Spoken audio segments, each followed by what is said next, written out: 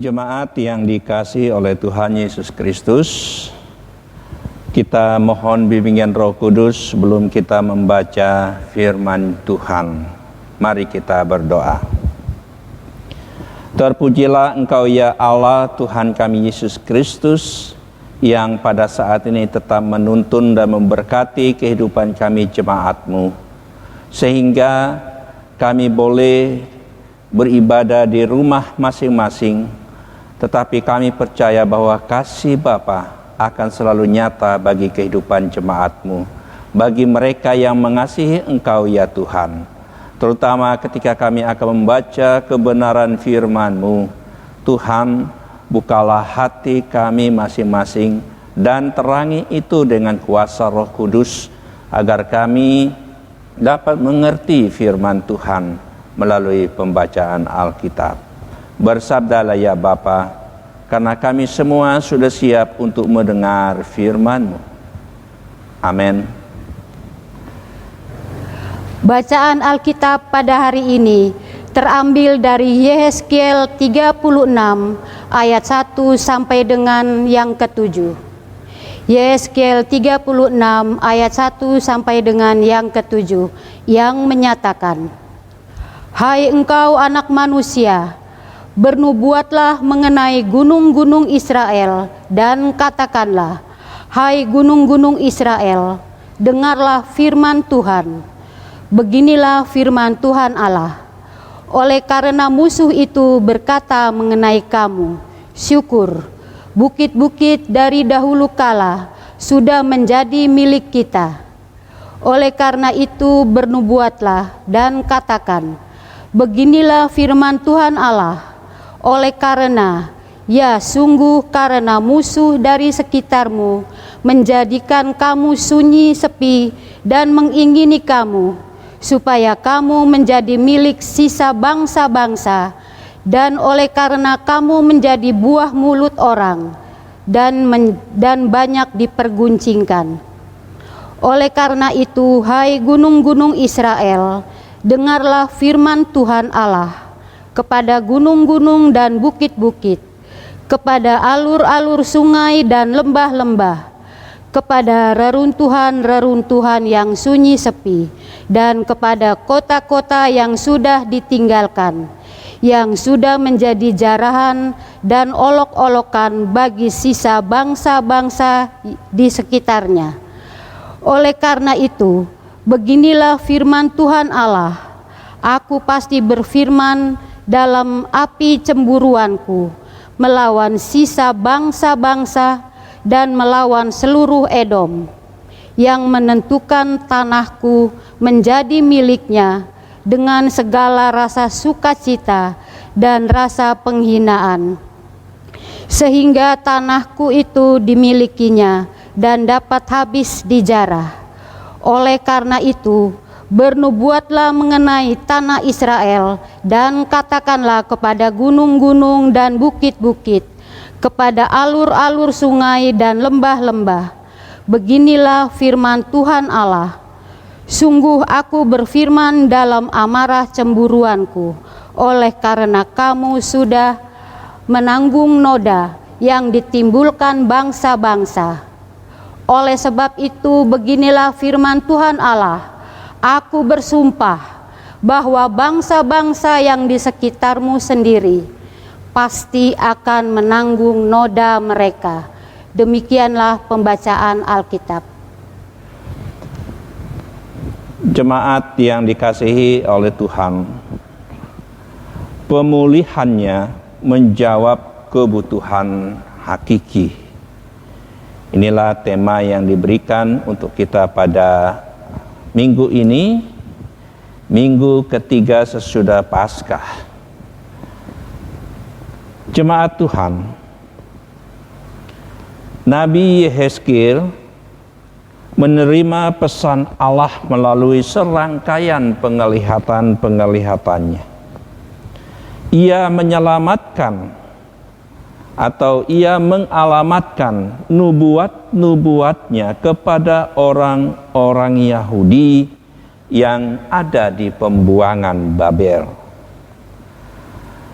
Sepanjang tahun 593 sampai 573 sebelum Masehi, mereka merasakan sakitnya di pembuangan itu.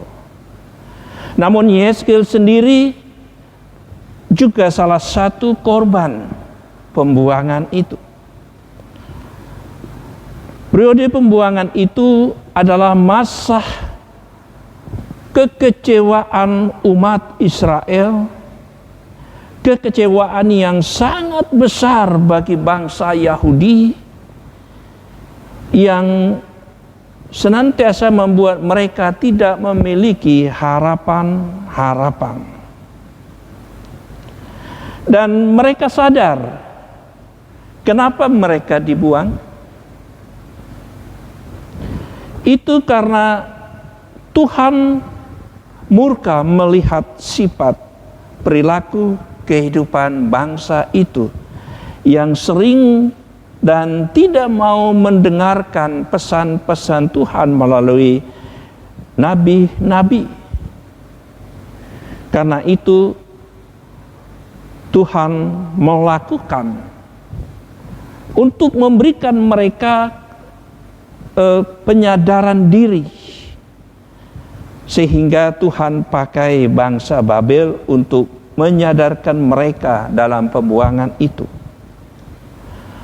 supaya mereka tahu bahwa Aku Tuhan, kata firman-Nya, menyadarkan mereka melalui bangsa-bangsa lain, supaya mereka segera berbalik dan kembali kepada jalan dan pesan dari Tuhan.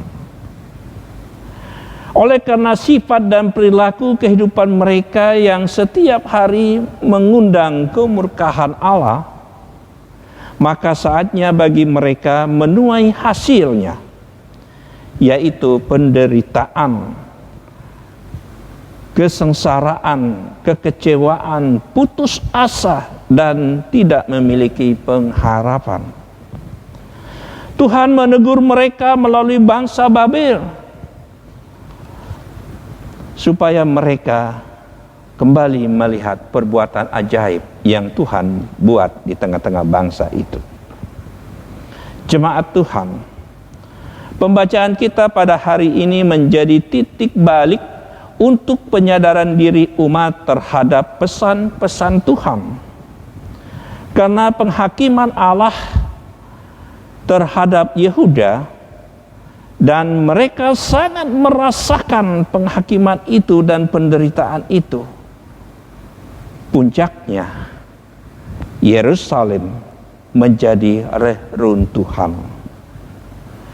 Yerusalem menjadi sepi, dan bangunan-bangunannya pun menjadi puing-puing reruntuhan. Jemaat yang kami kasih di dalam Tuhan, ada secerca harapan bagi umat Yehuda, bahwa Allah telah mendengarkan doa-doa mereka di pembuangan itu. Allah telah mendengar keluh kesah mereka, sehingga Tuhan mendengarkan doa mereka dan akan memulihkan umat dan mengembalikan mereka ke tanah perjanjian yang sudah diberikan Tuhan kepada nenek moyang mereka. Allah akan memberi mereka hati yang baru dan memenuhi mereka dengan roh yang baru juga untuk sebuah pertobatan. Jemaat, pesan Tuhan kepada Yehezkiel menyangkut kehidupan umat Israel dan juga masalah tanah milik pusaka nenek moyang mereka yang sudah diduduki oleh bangsa-bangsa lain. Namun firman Tuhan datang kepada Yehezkiel dan bernubuat bahwa gunung-gunung, bukit-bukit, lembah, dan aliran sungai akan memberi hasil untuk memenuhi kebutuhan umat Israel. Kalau kita perhatikan di ayat yang ke-8, bahwa mereka akan segera kembali. Jemaat, kadangkala hukuman Tuhan menyadarkan kita dan menuntun kita datang kepada Allah melalui pertobatan itu. Namun kondisi dan situasi yang mencekam saat ini menghantarkan kita untuk menyerahkan kepada Tuhan dan membuat doa kita diserahkan ke dalam tangan kasih Tuhan, sama seperti bangsa Israel yang di pembuangan berdoa, memohon, minta ampun kepada Tuhan, dan Tuhan mendengarkan mereka. Karena itu jemaat, tetaplah berdoa. Tuhan pasti mendengarkan doa kita, doa umat yang Ia kasihi. Sama seperti Yehuda yang terbuang merana kesakitan, dan mereka sadar dan percaya Tuhan mendengarkan dan memberi petunjuk yang baru kepada mereka, karena pengampunan dosa hanya Tuhan yang mampu melakukannya. Dan Tuhan mendengar keluhan-keluhan mereka. Tuhan pun juga mendengarkan keluhan-keluhan umatnya yang sekarang, yang saat ini hanya ada di rumah, yang saat ini berdoa di rumah bersama keluarga. Namun apa yang terjadi Tuhan, bahwa kehidupan jemaat diperhadapkan dengan kebutuhan hidup sehari-hari yang semakin berkurang, dan tentu akan mengarah kepada kejahatan-kejahatan. Ada begitu banyak mereka yang di PHK karena harus ada di rumah.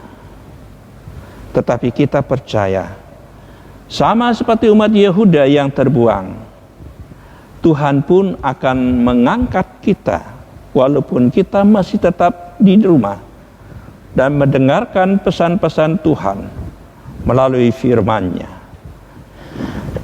yang akan memelihara dan mengembalikan mereka ke tanah perjanjian itu. Demikian Tuhan akan menjaga keluar masuknya kita dan mendengarkan doa kita, mendengarkan himbauan pemerintah. Kita akan dilindungi dari virus COVID-19. Tetaplah di rumah saja. Amin. Bapak Ibu yang dikasihi Tuhan Yesus Kristus, mohon perhatian pokok-pokok doa pada minggu ini. 1. Bangsa dan negara yang saat ini menghadapi virus COVID-19, mulai dari Bapak Presiden sampai dengan pejabat-pejabat negara. 2. Para tim medis yang berjuang menangani pasien virus COVID-19, serta seluruh pasien yang terinfeksi virus COVID-19, juga keluarga-keluarga kita semua. 3. Gereja yang ada di Indonesia, khususnya GPIB Damai Sejahtera Cilengsi. 4. Presbiter PHMJ, BPPJ, Unit Misioner, karyawan kantor sekretariat gereja. 5. Kepengurusan IPPT dan IMB yang saat ini sudah di tingkat kabupaten. 6. Warga jemaat yang berulang tahun yang dapat dilihat di warta yang sudah di-share di grup. 7. Janda duda, yatim piatu, dan lansia, warga jemaat yang sakit yang sudah di-share di grup. Demikianlah pokok-pokok doa pada minggu ini. Atas perhatian Bapak, Ibu, Saudara-saudari, kami ucapkan terima kasih. Tuhan Yesus memberkati.